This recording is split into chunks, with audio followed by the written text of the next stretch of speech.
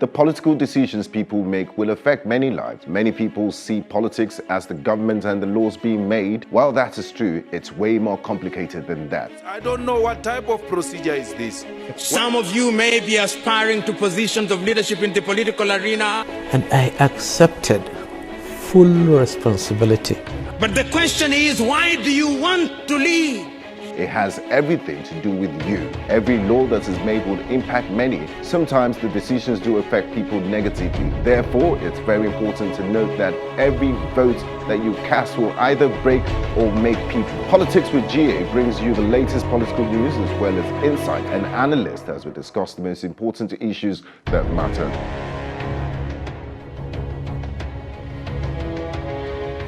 Welcome to Politics with GA. Tributes have continued to flow for Kofi Annan, the 7th Secretary General of the United Nations, who died in the early hours of Saturday in Switzerland after a short illness. In a statement issued jointly by his family and the United Nations, the Nobel Peace Laureate was the Secretary General of the United Nations from January 1997 to December 2006 and became the first black African man to take on the top job as the world's top diplomat. Reactions to the news of his death poured in from far and wide, starting at the United Nations, where Secretary General Antonio Guterres, in a statement, said Kofi Annan remained someone he will always turn to for counsel and wisdom. In his words, he provided people everywhere with a space for dialogue, a place for problem solving, and a path to a better world, he said.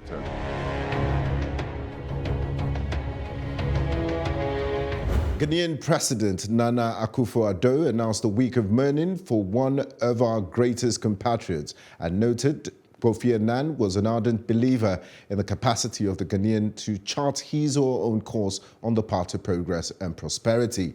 Former United States President Barack and his wife Michelle Obama paid his respect by saying Kofi Annan was a diplomat and humanitarian who embodied the mission of the United Nations like few others. He added that long after he had broken barriers, Kofi Annan never stopped his pursuit for a better world and made time to motivate and inspire the next generation of leaders.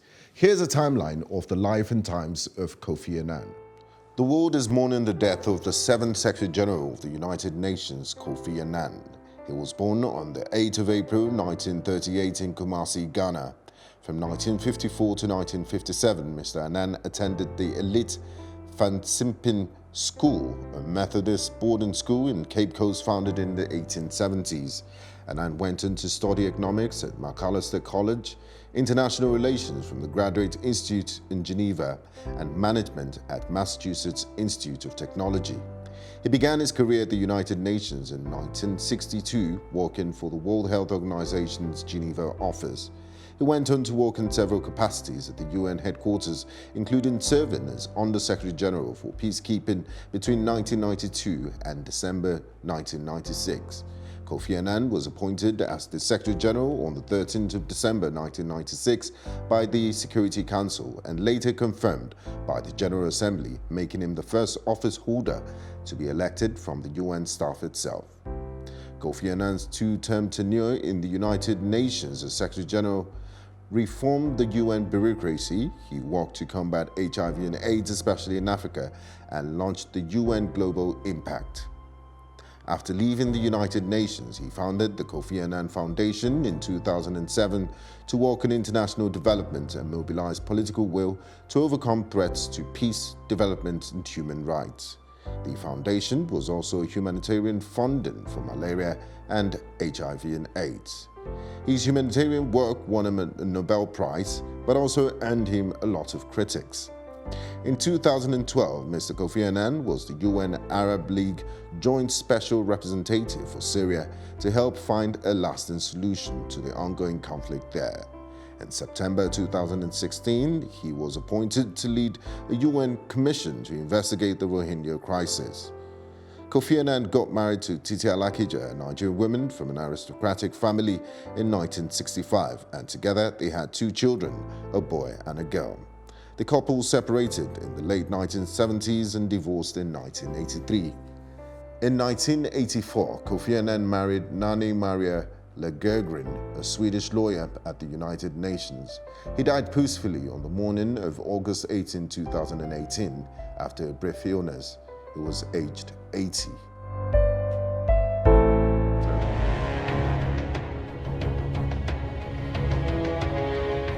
Mr. President is back. 15 days after President Muhammadu Buhari left Nigeria on a 10-day vacation, he returned to the country on Saturday, declaring that he feels good and that he will work hard to ensure that all those who stole the nation's money are sent to prison. President Buhari's first order of business was to dispatch a letter to the National Assembly informing it of his resumption of office as the Nigerian president upon completion of his working vacation to the United Kingdom.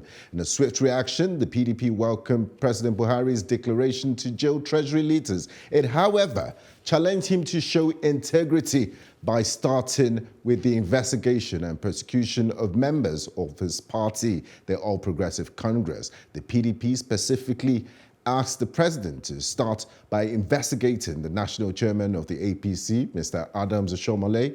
The party also challenged President Buhari to allow an investigation into the allegations against sacked former Director General of the DSS, Mr. Lawal Dara, a former secretary to the government of the Federation, Mr. Babache Lawal, and the executive secretary of the National Health Insurance Scheme, Professor Yusuf Usman. I guess this is a case of charity begins at home.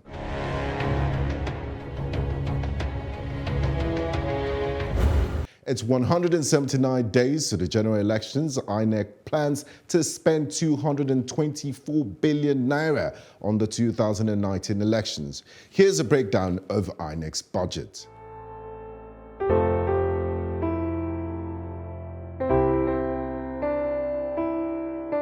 I caught up with former governor of Cross River State and presidential aspirant Donald Duke on the sidelines of a skill acquisition workshop sponsored by him and two other foundations, and we discussed the 2019 general elections and other matters. It's a few months to the general elections in 2019. What's your take on the political scene in Nigeria as we inch towards the general elections? Well, the activities are getting heightened. There are a lot of folks like me crisscrossing the country and selling their views. But beyond that, there's one critical element that we all need to address as a nation: the productivity of the average Nigerian. Governments may be bashful and boast that we have the largest economy on the continent, but that's really a factor of numbers, because we're about 200 million people. Even if we're a quarter of our productivity, we'll still be the largest economy on the continent. The next country in terms of population is Ethiopia, and that's 100 million. So we're twice the population of the nearest country to ours. But the productivity of the average Nigerian is dismal, and that's what we need to address: how we can grow an economy that each and every one of us is a participant of. And that would take care of all the challenges we have as a nation: the strife, the issues of Boko Haram, the kidnap, and all this. It all has to do with unfulfillment by Nigerians, and so the restiveness is a product of that. You belong to the political class, and we've recently seen a gale of defections in the Nigerian political sphere. And how much of this defection is about the interests of the Nigerian people, and what does it mean for our democracy? You used to be a member of the PDP yourself. The defections actually are reflective upon the immaturity of our political system. Parties are not based on any ideology or beliefs. They are seen simply as platforms upon which one wants to express his or herself. And so until you have a political system that allows for internal democracy, that does not allow for your fortunes to be dependent on the goodwill of others, right? And that is ideologically based, you'll keep on having defections from here and there. Now, in politics, regardless of what system you're on, you'll have defections, but not in the mass in which we have. Because if you take mature democracies, they have people moving back and forth, but it's more on ideological leanings than you have today. In our case, we don't have political parties, we have political platforms. And so you seek a platform that would enable you to express your desire or profile you with an opportunity to achieve what you're seeking. So it's not, I want to believe it's the infantile or immature status of our polity. With time, it will mature and we'll go beyond this. We're in our 19th year of uninterrupted democratic experience, and we've never had it this long. What is the difference? What has changed in Nigerian politics from the time you were governor to this present day? Would you say we're growing as a democracy, or would you say things are rather different? Yes, we are. We could grow much faster than we are doing. Now, don't forget that we've had almost 20 years of uninterrupted democracy. But the reason behind that is because, first of all, undemocratic regimes, military and autocratic regimes are getting out of vogue globally.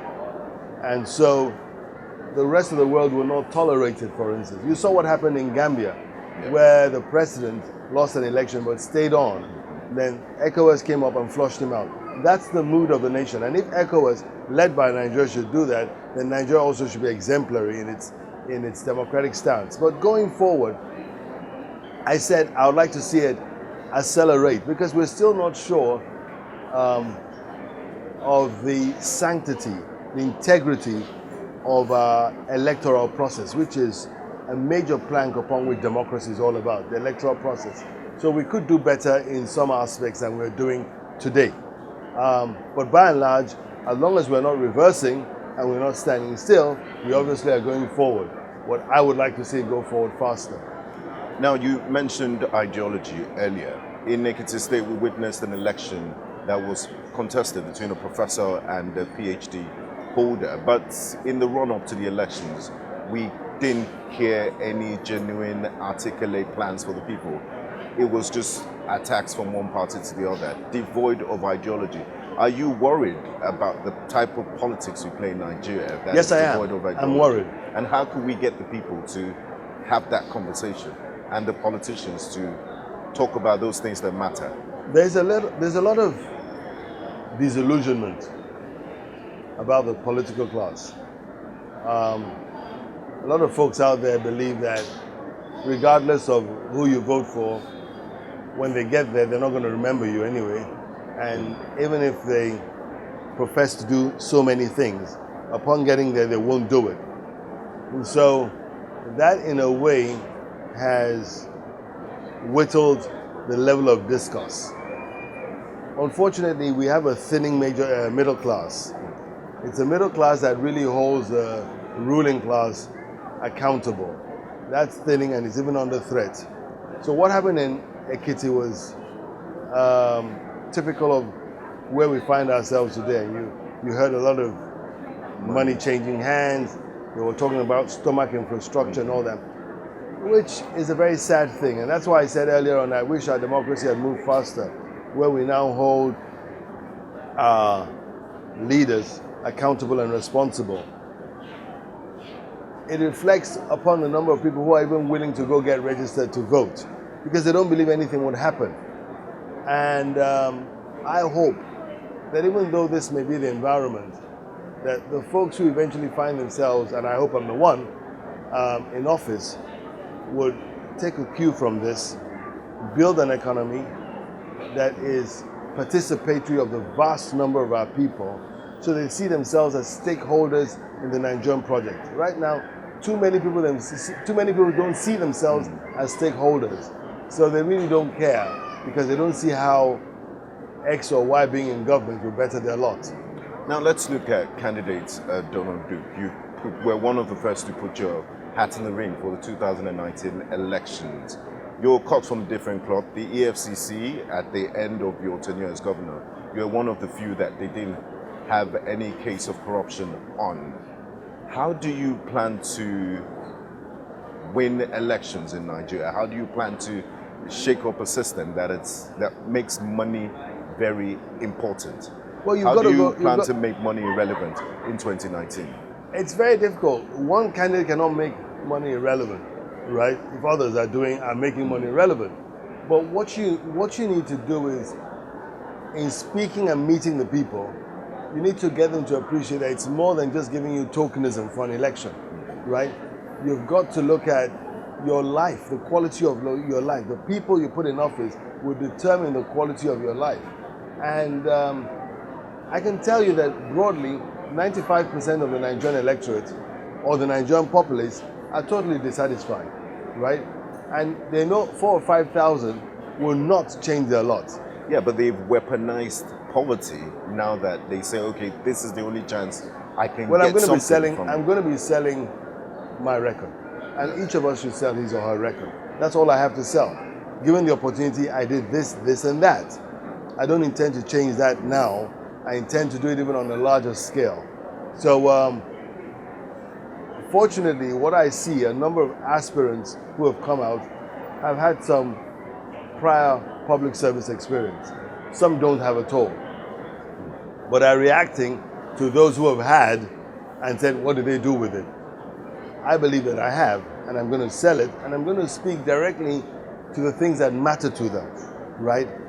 We're in a skills acquisition workshop, and I have said over and over again in this workshop that having a skill, right, is a prerequisite to earning a living. And no one wants to be beggarly. Everyone wants to be able to fend for his or herself.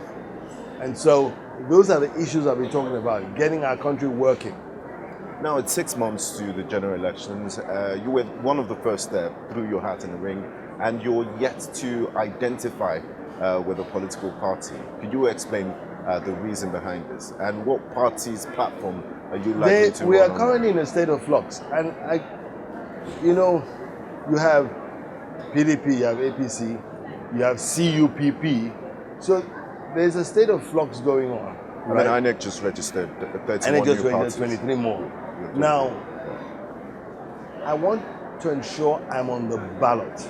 I want to ensure that Nigerians have an option, right? The steps I take have to be measured and very calculated. Otherwise, they'll whittle you out in a process that you have little or no opportunity to express yourself properly. And this is, I said earlier on, the lack of internal democracy. And so I'm being very careful in understanding the dynamics that are at play. But I'll show you one thing. In the next week or so, I will formally announce my candidature and the platform upon which I would express it.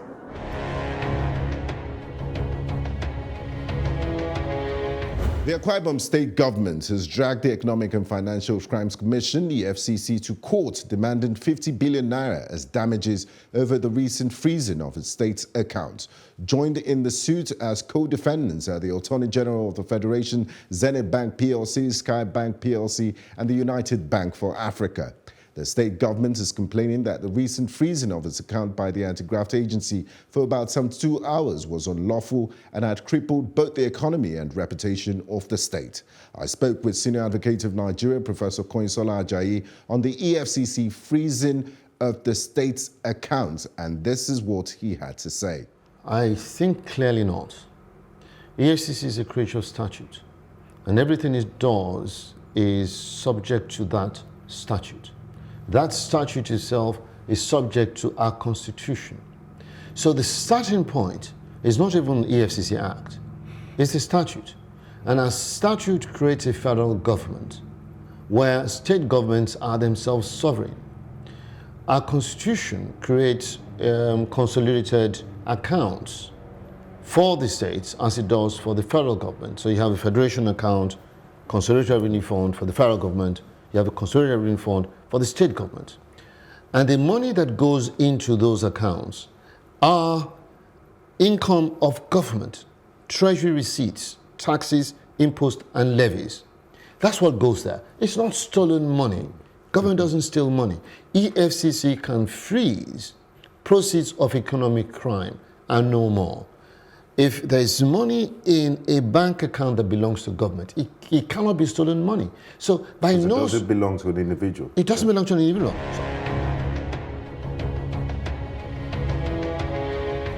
Today, at a town hall meeting of Dr. Bukola Saraki, the Senate President gave his account of his representation at the National Assembly to his constituents and took a swipe at the national leader of the All Progressive Congress, Mr. Bola Ahmed Tinubu. This kind of infrastructure development. From maybe one general, two the Senate.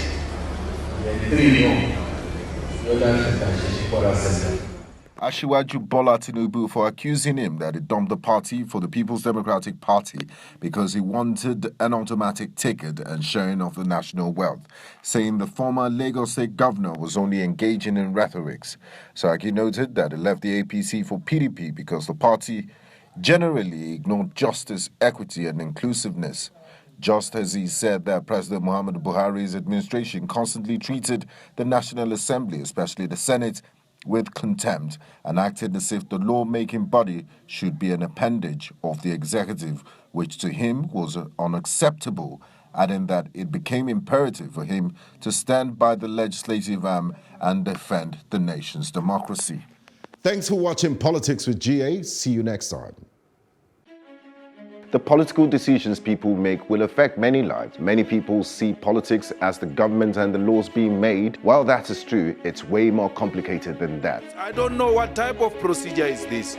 Some of you may be aspiring to positions of leadership in the political arena. And I accepted full responsibility. But the question is, why do you want to lead? It has everything to do with you. Every law that is made will impact many. Sometimes the decisions do affect people negatively. Therefore, it's very important to note that every vote that you cast will either break or make people. Politics with GA brings you the latest political news as well as insight and analysis as we discuss the most important issues that matter.